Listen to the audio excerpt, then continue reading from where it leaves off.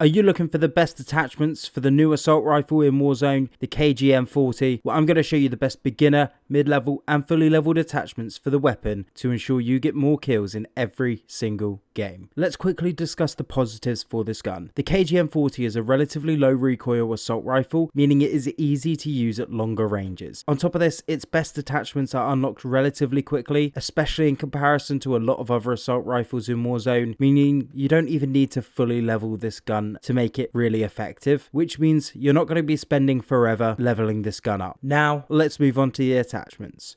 For the early level attachments, we'll be taking the following. For the muzzle, take the cord muzzle brake for additional accuracy. For the barrel, we won't be taking anything here as the first barrel just reduces the recoil control and the bullet velocity, which isn't something you want to be doing on long range weapons. For the optic, take the NIDAR model 47 for additional clarity. For the stock, take the VDD 24SZ adjustable for additional accuracy, aim down sight speed and aim walking movement speed. For the underbarrel, we won't be taking anything here as the first attachment is a giant flashlight on your gun, which can easily show enemies your location by looking in your general direction, which isn't great. For the magazine, we're not taking anything here. Whilst the first attachment may reduce recoil and increase the fire rate, it heavily impacts the bullet velocity, damage range, bullet penetration, and overall damage output, which aren't areas you want to be affecting in a bad way and will just lower the time to kill for the gun. For the ammo type, take frangible to delay your enemy's healing. For the rear grip, take the pine tar grip for additional recoil control and hip fire accuracy to help beam your enemies.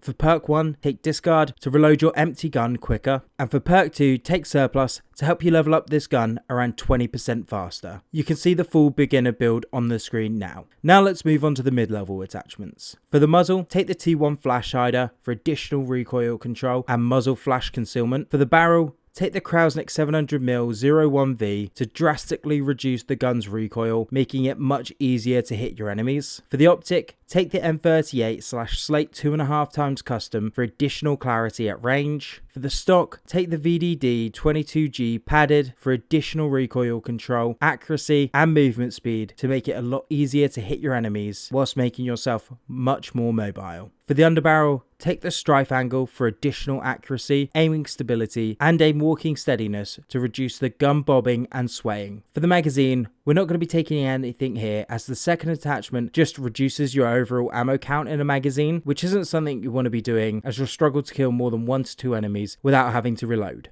For the ammo type, take lengthened to increase your bullet velocity to make it much easier to hit your enemies at range so you don't have to lead your shots as much. For the rear grip, take the rubber grip to increase your recoil control. For perk 1, take tight grip to drastically increase your recoil control during sustained fire. It's worth noting that this is probably the most overpowered attachment for all the assault rifles in Vanguard, so keep that in mind when you're building any assault rifle or LMG going forwards. For perk 2, stick with surplus to help you level up this gun at a faster rate. You can see the full mid-level build on screen now. Now let's get into the fully leveled attachments. For the muzzle, take the MX silencer to help keep you off the minimap and give you additional vertical and horizontal recoil control. For the barrel, take the Reisdorf 720mm shrouded for additional recoil control, flinch resistance and bullet velocity to help hit your enemies at longer ranges. For the optic, take the G16 2.5x zoom for additional clarity at longer ranges and to help out with recoil control. For the stock, take the Krausnik 12V for additional recoil control and flinch resistance, making it much easier to trade with enemies. For the underbarrel, take the hand stop for additional recoil control. For the magazine, take the 8mm Klauser 60 round drums for a larger magazine size to help you kill more enemies without having to reload. For the ammo type, take lengthened to help out with bullet velocity to make your gun much easier to hit your enemies at longer ranges so you don't have to lead your shots as much. For the rear grip,